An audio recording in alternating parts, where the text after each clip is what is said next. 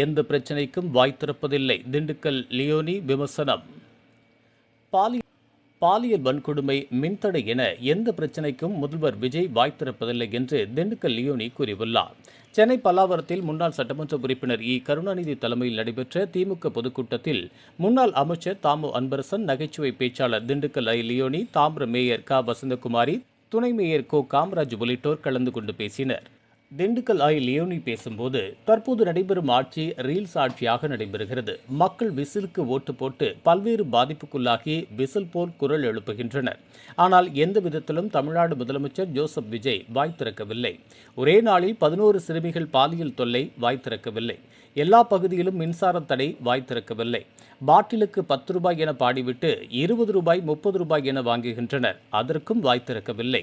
விஜயை பள்ளி குழந்தை போன்று காலை முதல் மாலை வரை தலைமை செயலகம் அழைத்து சென்று வீட்டிற்கு கொண்டு வந்து விடுகின்றனர் என நகைச்சுவையாக பேசினார். கூட்டணி கட்சிக்கு துரோகம் செய்த ராகுல் காந்தி எந்த காலத்திலும் பிரதமராக முடியாது என்றார். திருச்சூலம் ஊராட்சி மன்ற தலைவர் தம்பி மாரிமுத்து அவர்களே, கோழிச்சூலூர் ஊராட்சி மன்றத்தினுடைய துணைத் தலைவர் ஜோசப் அவர்களே, திருச்சூலம் ஊராட்சி மன்ற துணைத் தலைவர் அமுதா அந்தோணி அவர்களே, ஒன்றியக்குழு உறுப்பினர் தங்கை சௌமியா அவர்களே,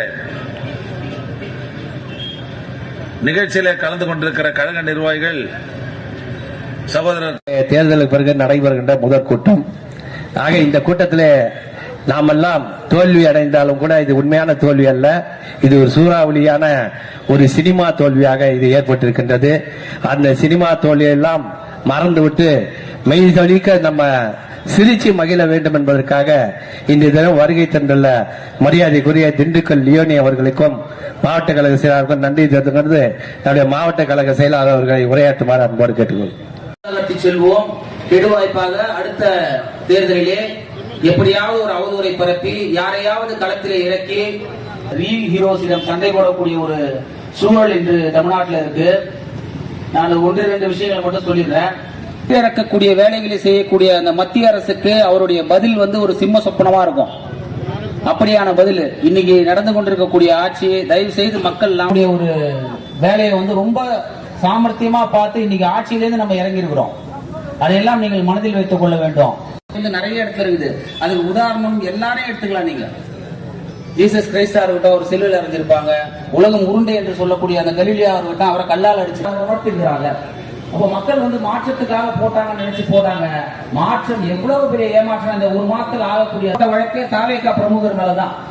எவ்வளவு சிறப்பான ஆட்சியை நீங்க கொடுக்குறீங்கன்னா நீங்க போய் பாருங்க. உங்களுக்கு தெரியுமே, நீங்க நிதிநிலை கடன் கிடையாது. இன்னைக்கு தமிழ்நாட்டினுடைய தனிநபர் வருமானம் பாத்தீங்கன்னா கிட்டத்தட்ட 2,68,000 ரூபாய். இந்தியாவுடைய தனிநபர் வருமானத்தை விட, ஒரு குடும்ப வருமானத்தை விட 1.5% சொன்ன சத்தியமா கொடுக்க போறது கிடையாது.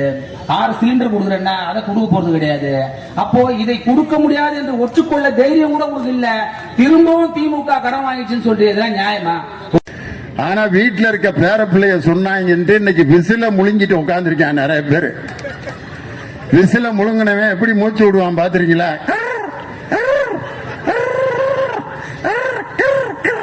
அப்படின்னா விசில முழுங்கிட்டு எல்லாம் கிர்ரா கிர்ரான்னு கத்திக்கிட்டு தண்ணி குடிக்க முடியாம, சோறு திங்க முடியாம இன்னைக்கு விசிலை முழுங்கிய மக்கள் என்ன செய்யறதுன்னு தெரியாம முழிச்சிட்டு இருக்காங்க. ராகுல் காந்தியை ஒரு பஃபூன் போல் நடத்திய ஒரு இயக்கம் தான் இன்னைக்கு தாவேகா என்ற கட்சி. ஆனால் அப்படி உங்களை உயர்த்திய அந்த தலைவரை இன்று முதுகில் குத்திவிட்டு நீங்க துரோகம் செய்திருக்கிறீர்கள். இந்த துரோகத்திற்கு காங்கிரஸ் கட்சி எந்த நாளும் பதில் சொல்லித்தான் ஆகணும். இன்னைக்கு ராகுல் காந்தியோட மொழியிலேயே சொல்றேன், ராகுல் Gandhi will never ever enter into the parliament head of India. Will never ever. அவர் தான் எப்ப இந்த வாக்கியத்தை சொல்வார். BJP will never ever enter into Tamil Nadu. யாரு? ராகுல் காந்தி சொன்னார். இன்னைக்கு அதே வாக்கியத்தை வச்சு சொல்றேன். ராகுல் Gandhi will never ever become the prime minister of India.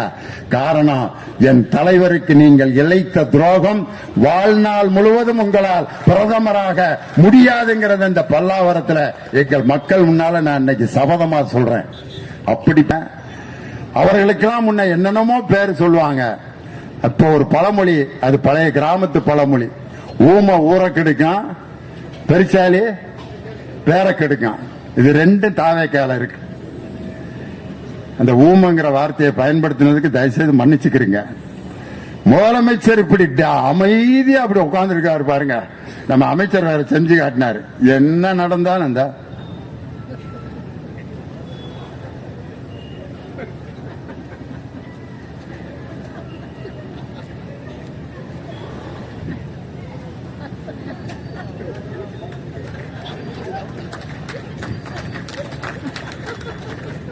பதினோரு சிறுமிகள் ஒரே நாள்ல பாலியல் வன்கொடுமை.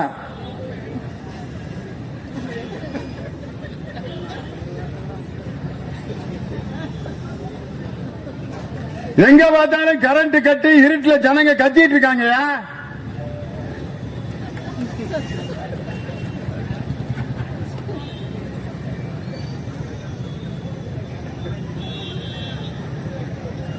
கொலை நடந்துட்டு இருக்கியா எங்க பார்த்தாலும்.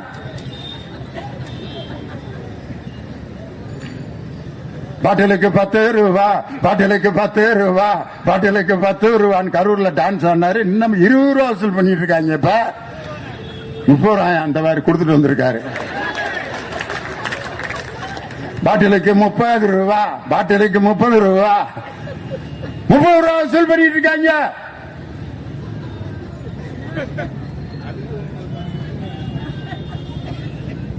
இது போன்ற உள்ளூர் செய்திகள், மாநில செய்திகள் மற்றும் பயனுள்ள தகவல்களை உடனுக்குடன் தெரிந்து கொள்ள GST ஆன்லைன் மீடியாவை இலவசமாக சப்ஸ்கிரைப் செய்து கொள்ளுங்கள்.